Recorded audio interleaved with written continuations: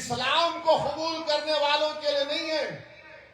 अगर आप में से कल कोई जायदाद वक्फ को देना चाहता है तो कलेक्टर साहब बोलेंगे तुम 5 साल से इस्लाम पे चल रहे नहीं चल रहे। अब ये और बात है कि कलेक्टर साहब को दीन इस्लाम के अहकामात के बारे में कुछ नहीं मालूम होगा।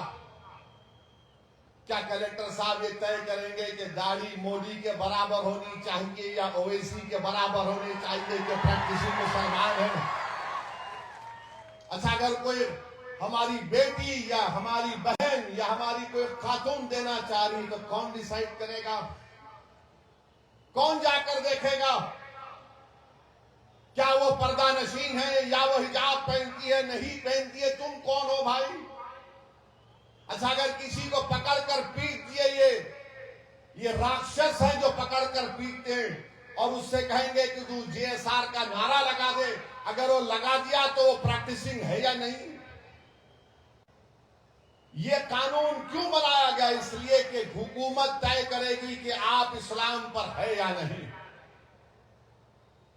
हुकूमत का क्या काम? ये तो आइन के इक्वालिटी के सेक्शन के खिलाफ है, आर्टिकल 14 के खिलाफ है, आर्टिकल 15 के खिलाफ है, आर्टिकल 25 के खिलाफ है, आर्टिकल 26 के खिलाफ है। एक मुसलमान किसी दूसरे धर्म को अपनी जायदाद दे सकता है, मगर दूसरा धर्म का आदमी मुसलमान को नहीं दे सकता। और मुसलमान अगर 5 साल तक किसी को दे सकता है, मगर 5 साल के बाद अगर मोदी जी बोलेंगे हाँ तुमने मेरी चाय पी, मैं तुमको मुसलमान बोलता हूं, तो जब दे सकते आप बताइए कैसा कानून है ये? सेक्शन 3D बना दिए। जितने आसार खदीमा के तहत मसाजिद हैं, दरगाहें हैं, खानखाएं हैं, इमाम बाड़े हैं, कानून ये कह रहा है कि वक्फ नहीं है वो, तो क्या आप छीन नहीं रहे? आप तो छीन रहे। एएसआई कब आया? एएसआई 110 साल पहले आया होगा। मस्जिद कब थी? दरगाह कब थी? खानकाह कब थी? इमाम बाड़े कब थे? 300 साल 200 साल से। सेक्शन आप लगा दिए कि उसको कागज दिखाना पड़ेगा, मिल्कियत का कागज दिखाना पड़ेगा। अगर कागज नहीं है तो आपको बोलना पड़ेगा कौन उसको बनाया था। 300 साल पहले 200 साल पहले कौन बनाया कैसे मालूम? मोदी जी, अगर हमको इल्मे जफर आ जाता तो हम पूछ के बोलते रूहों से आप बनाए थे क्या? बोलो हमारे को। अब नहीं मालूम, उमरैन साहब को आता होगा इल्मे जफर, मैं तो गुनाहगार आदमी हूं। कौन बोलेगा बताइए? आप हर चीज को छीनना चाहती। आपने कानून बना दिया कि अगर गवर्नमेंट की प्रॉपर्टी में और वक्फ की प्रॉपर्टी में झगड़ा होगा तो डेजिग्नेटेड ऑफिसर तय करेगा। गवर्नमेंट का अपॉइंटी तो गवर्नमेंट के हक में करेगा ना। तुम बोलते कोर्ट को तय करो, नहीं, तुमने कहा हमारा ऑफिसर। अब कौन सा ऐसा ऑफिसर होगा जिसकी सर्विस के 15-20 साल 5 साल रहेंगे, हुकूमत के खिलाफ के ऑर्डर देगा? नहीं देगा। और ये भारत के आईन के खिलाफ है कि कोई अपने ही मुकदमे में जज नहीं हो सकता, जिसको अंग्रेजी में कहते हैं प्रिंसिपल्स ऑफ नेचुरल जस्टिस। और हमारे आईन का जो बेसिक स्ट्रक्चर है उसका हिस्सा है ये। मगर आपने हमसे जायदाद छीनने के लिए ऑफिसर को बना दिया। आपने क्या क्या मैं तो ये जो टीवी चैनल पर जाकर ये जो छिछोरे बैठते हैं, ये जो जोकर बैठते हैं, एक ट्रैवल एजेंट है उन्हें इमाम एसोसिएशन का जिम्मेदार, एक फुला है उन्हें बैठता, कभी कोई इनसे पूछता नहीं कि इसमें 44 अमेंडमेंट का एक सेक्शन बताओ जिससे वक्फ को फायदा होगा। कुछ नहीं मालूम, पूरे के पूरे थम्स अप है। एक हमारा प्रधान है जिसकी डिग्री नहीं है, मगर इनके पास तो कागज भी नहीं है, कुछ नहीं है इनके पास, वो भी नहीं है, वो भी नहीं है। जिसको पढ़ना लिखना नहीं आता वो पढ़े लिखों से ज्यादा ज़हीन होता, उन्हें बोलता मेरी जमीन कागज पढ़ो। और ये बैठकर ये जो आज बीजेपी की तारीफ कर रहे हैं, याद रखो ये वक्फ की जायदाद का मालिक अल्लाह है, अल्लाह रहेगा। ये तुम्हारी अम्मा के महर में नहीं आया है, सो याद रखो। कभी कभी ऐसा लगता है कि माफ करना मौलाना कह रहा, इनके लुत्फे में फर्क दिखता मुझे। कहा क्या क्या बके जाते हैं। अरे छीन रहे हैं हमारी जायदाद को, मस्जिदों को छीन रहे हैं। अगर वो सेक्शन 3C सेक्शन 3D रहेगा तो फिर ज्ञानवापी की मस्जिद वक्त नहीं रहेगी। हम मुकदमा लड़ रहे हैं ज्ञानवापी का, मथुरा का मुकदमा लड़ रहे हैं, वो नहीं रहेगा, 3D वक्त ही नहीं रहेगा। इस तरह का कानून बनाए मोदी और बीजेपी ने, और सब लोग बोल रहे हैं ऐसा हो जाएगा, पूरा हो जाएगा, ये हो जाएगा, वो काम हो जाएगा। आप बीजेपी के लीडरों से सुनो, नहीं नहीं अब तो बस गरीब मुसलमानों का कल्याण ही कल्याण है। हैदराबाद में, मेरे हैदराबाद के एक इलाका है फतेह दरवाजा कहती है, वहां पर एक शख्स ने अखबार में इश्तिहार दिया, जिसके सर पे बाल नहीं है, गंजे नहीं है, फुला तारीख को आ जाओ, मैं दवा लगा तो बाल उग जाएंगे। 100 लोग चले गए वहां पे। अरे होगा भाई, सबको लगाया उन्हें। उसके बाद उनके सर पर लाल लाल निशान पड़ गए, उसके पीछे पड़ गए। तो क्या बोला? तो मोदी भी यही बोल रहे, मैं ऐसा लगाता हूं तो देखो कुछ होने वाला नहीं है। जायदाद छीनना चाह रहे, आपकी हमारी मस्जिद को छीनना चाह रहे हैं। ये हमारी बका का मसला है, याद रखो।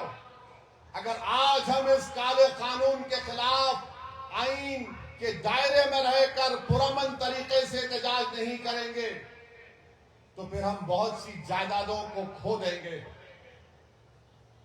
आप दिल्ली में 120 प्रॉपर्टीज को हम जो वक्फ की है, सच्चर कमेटी ने कहा 2008 में उसकी लागत 7,000 करोड़ है, या 2025 है। मोदी कहते नहीं है वो वक्फ की नहीं है, गवर्नमेंट की है। आप बताइए गवर्नमेंट का कब्रिस्तान हो सकता है क्या? क्या गवर्नमेंट की मस्जिद हो सकती है क्या?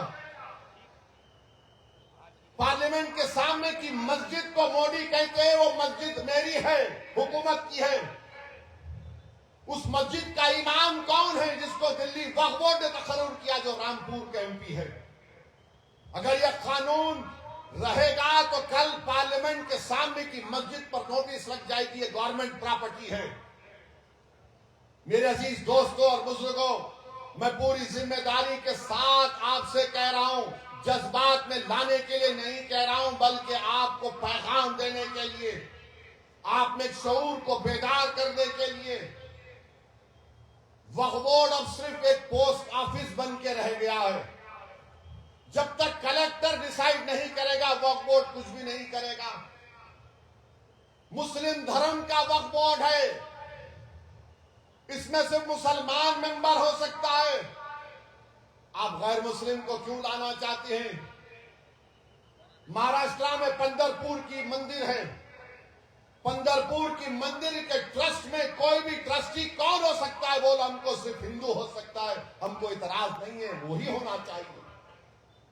मगर आप पंढरपुर की मंदिर में सिर्फ हिंदू हो सकता है तो मुसलमान के वक्फ बोर्ड में गैर मुस्लिम कैसे हो सकता है? कैसे हो सकता है? हमको बताओ आप। तो बोलते मोदी नहीं नहीं एडमिनिस्ट्रेशन में। अरे पंढरपुर का ट्रस्टी तो एक बीजेपी के राज्यसभा के MP है ना। को ऑर्डर होगा म्यूटेशन करो, और वक्फ बोर्ड में तो पूरे मोदी जी के चाय पीकर बैठने वाले हैं, वो सब खामोश बैठ जाएंगे, उसके खिलाफ कोई आवाज नहीं उठाएगा। हाँ हाँ ये वक्फ की प्रॉपर्टी नहीं थी। याद रखिए ये मंसूबा है। और जैसा कि सदर all India Muslim personal board ने कहा कि वक्फ हमारे लिए मुसलमानों के लिए एक इबादत है। हम अपनी बात, आप 2 गैर मुस्लिम को रिजर्वेशन दे रहे हैं। हमको रिजर्वेशन बोल का नाम आया तो नहीं दे सकते, मगर आप दे रहे हैं 2 को। सेंट्रल वक्फ काउंसिल में 11 गैर मुस्लिम को आप बना सकते हैं। बनाना चाहते हैं आप, ताकि हमारी मजहबी शनाख्त को खत्म करके रख दिया जाए। तो मेरे अजीज दोस्तों और बुजुर्गों, तुम्हारा मेरा रिश्ता खून का नहीं है। तुम्हारा मेरा रिश्ता उस रब्बे करीम ने जो जोड़ दिया है कलमे की बुनियाद पर। अगर आप और हम मुत्तहिद नहीं होंगे इस कानून के खिलाफ, तो मेरे भाई फिर हम किस एतबार से इज्जत की जिंदगी गुजार सकेंगे? जब दो भाई दूसरी पार्टियों में हैं, खून भी एक है, वो कह रहे हैं कि मोदी से मुकाबला करना है, महाराष्ट्र को बचाना है, तो हम एक हो सकते। मैं तुमसे कह रहा हूं, अल्लाह जिस चीज का मालिक है, तुमको मुझसे ना इत्तेफाकी है, तुम मुझे पसंद नहीं करते, कोई बात नहीं। ये काज बड़ा है, ये लड़ाई बड़ी है, वक्फ का मामला है जिसका मालिक अल्लाह है, और मस्जिद अल्लाह का घर है। तो मेरे अजीज दोस्तों और बुजुर्गों, मुत्तहिद रहिए, अपने इत्तेहाद को मजबूत करिए, अपने मसलक पर चलिए जरूर, चाहे आप देवबंदी हो, बरेलवी हो, अहले हदीस हो, शिया हो, बोरी हो, मगर याद रखिए जिस चीज का मालिक अल्लाह है, ये हमारे मसलक का मसला नहीं है, ये मिल्लत का मसला है। ये मसलक का मसला नहीं है, ये अल्लाह की जायदाद को बचाने का मसला है। तो आपको और हमको अपने छोटे छोटे इख्तलाफात को बालाए ताक रखकर हमको उठना है, और हम उठ चुके हैं। हम भारत के वजीर आजम से भी कह रहे हैं कि आप इस कानून को वापस लेना पड़ेगा। हम जिद्दोजहद करते रहेंगे। जिस तरह हमारे किसान भाइयों ने अपनी इत्तेहाद की ताकत पर नरेंद्र मोदी की हुकूमत को, उस काले कानून को वापस लेना पड़ा, इंशाअल्लाह ताला मुझे यकीन है कि अल्लाह सुब्हानाहु ताला फजल और करम करेगा, और अल्लाह हमको कामयाब और कामरान करेगा, और यह कानून को, हुकूमत वक्त को वापस लेना पड़ेगा इंशाअल्लाह ताला। और मैं कह रहा हूं अजीत दादा पवार से, ड्रामेबाजी बंद करो अजीत पवार। तुम्हारे पोस्टर देखा परभनी में मैं आते आते, मुंह ही नहीं खोल रहे। अरे चच्चा के खिलाफ इतना बोले, अब तो बोलो। नीतीश कुमार, याद रखो, नीतीश कुमार भारत का मुसलमान और भारत के हमारे वो हिंदू भाई जो बड़ी तादाद में सेकुलर हैं, भारत के हमारे दलित भाई, आदिवासी भाई, नीतीश कुमार को कभी माफ नहीं करेंगे। तुम समझे नहीं, तुम बदले नहीं। तुम हमेशा पीठ पर खंजर मारते थे, खंजर मार रहे हो। जयंत चौधरी से कह रहा हूं, अरे मुसलमानों की खातिर नहीं तो अपनी दादा की विरासत को तो बचा लो। चौधरी चरण सिंह की विरासत को बचा लो तुम। क्या तुम्हारे दादा आज जिंदा रहते तो क्या यह कानून की तायीद करते? और वो चंद्राबाबू नायडू, याद रखो चंद्राबाबू नायडू, तुमने इस कानून की तायीद करके अपने बेटे के सियासी कैरियर को नेज़े पे लगा दिया। तुमने तायीद, अगर तुम तायीद नहीं करते, अगर अजीत पवार, नीतीश कुमार, चंद्राबाबू नायडू, जयंत चौधरी और चिराग पासवान, रामविलास पासवान के बेटे क्या कर रहे हैं लोग, याद रखो नुकसान आपका होगा। इस मुल्क में इख्तिदार किसी के पास हमेशा नहीं रहेगा। इख्तिदार अल्लाह की तरफ से दिया जाता है, लिया भी जाता है। तो मेरे अजीज दोस्तों और बुजुर्गों, मेरी आप तमाम से गुजारिश है कि मुत्तहिद रहिए। और 30 तारीख को बत्ती गुल, 30 तारीख के दिन बत्ती गुल का प्रोग्राम। लाइट बंद करेंगे ना मेरे भाई, लाइट बंद करेंगे ना? 10 मिनट के लिए लाइट बंद करना है, और ये सोच के बंद करना है कि मैं 10 मिनट के लिए बंद कर रहा हूं, जो इसकी तायीद करे हमेशा के लिए उनकी लाइट बंद। और होगी इंशाअल्लाह ताला कि आप तमाम मुस्लिम पर्सनल लॉ बोर्ड के एहतजाजी प्रोग्राम की तायीद करते हैं तो नारा लगाइए मेरे साथ। पहला नारा पाकिस्तान के लिए नारे तकबीर, नारे तकबीर। अब दूसरा नारा हमारे वजीर आजम के कानों तक पहुंच जाए ताकि वो स्टेट्समैन बने, पॉलिटिशियन ना बने। नारे तकबीर, नहीं दम नहीं, नारे